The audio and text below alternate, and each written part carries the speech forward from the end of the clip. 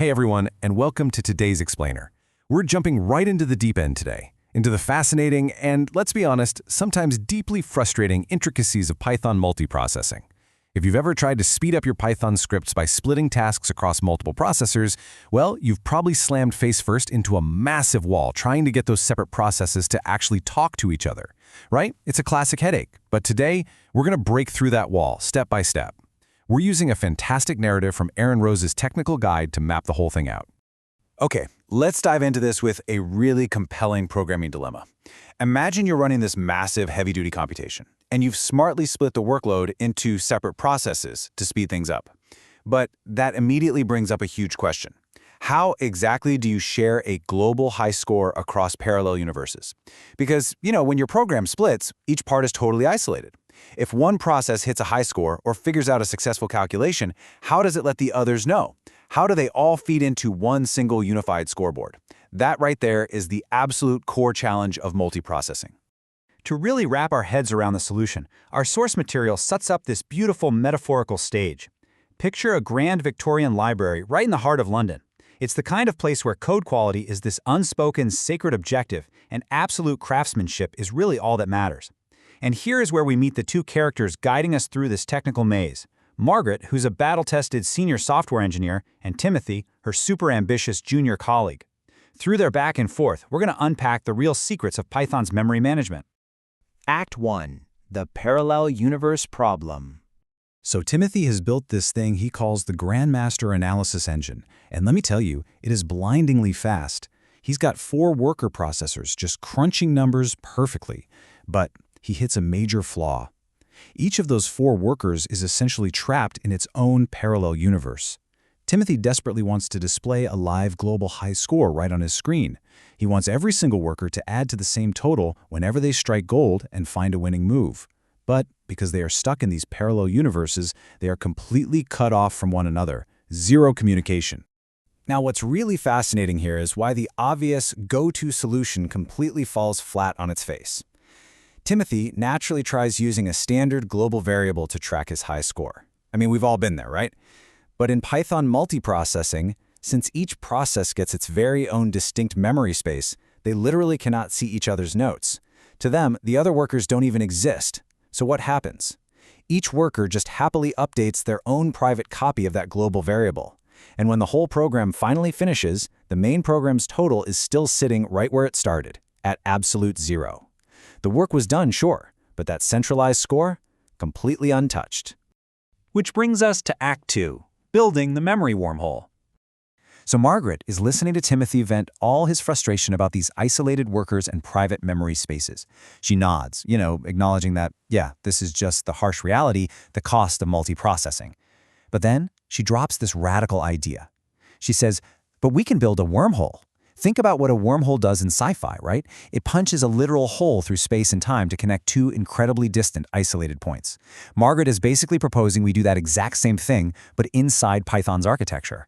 So the crucial point is, how exactly does Python define this wormhole? Well, it's through shared memory.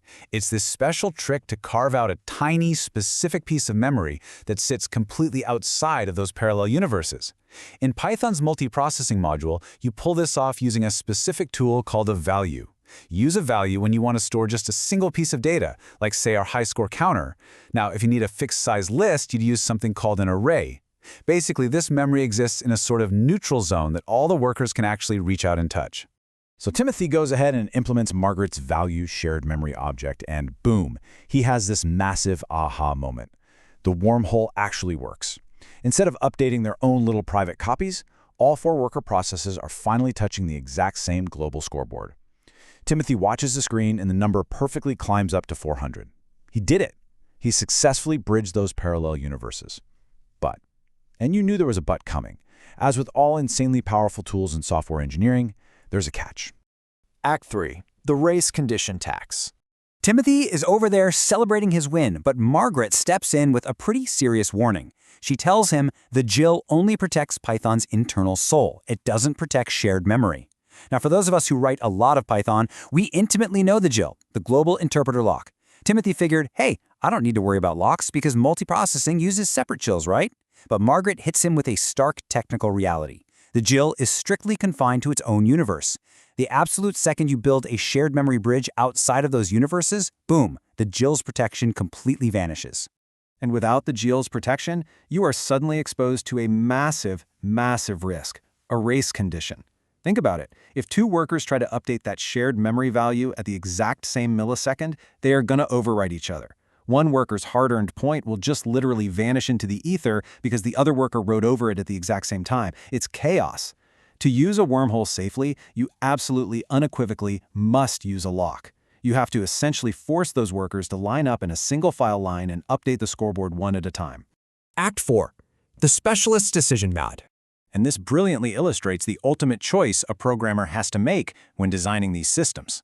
On one side, you have the wormhole, which is shared memory paired with locks.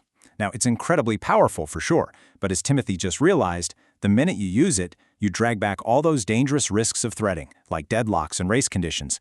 But now you've also got the high memory cost of multiprocessing. It's heavy. On the other side, you have what Margaret calls the conveyor belt, and that means using queues. Queues are all about passing messages back and forth rather than fighting to the death over one shared piece of memory. For the vast majority of tasks, the conveyor belt is so much safer. It's really the universally preferred method. To make this crystal clear, Margaret provides this awesome little cheat sheet. If you need to share a simple counter, you use a value plus a lock. If you need a fixed-size list, you grab an array plus a lock. Now, if your data is a bit more complex, like maybe a dictionary or a dynamic list, you've got to step up to a manager. Managers are super flexible, but keep in mind they are definitely slower. But take a look at that last option. If you simply need to send work or messages between processes, use a queue. That is your safe, reliable conveyor belt. I highly, highly recommend grabbing a screenshot of this cheat sheet right now. Seriously, it will save you hours of debugging later on. Okay, before we wrap, let's quickly cover a few specific pieces of specialist wisdom from our source material when it comes to shared memory. First up, type codes.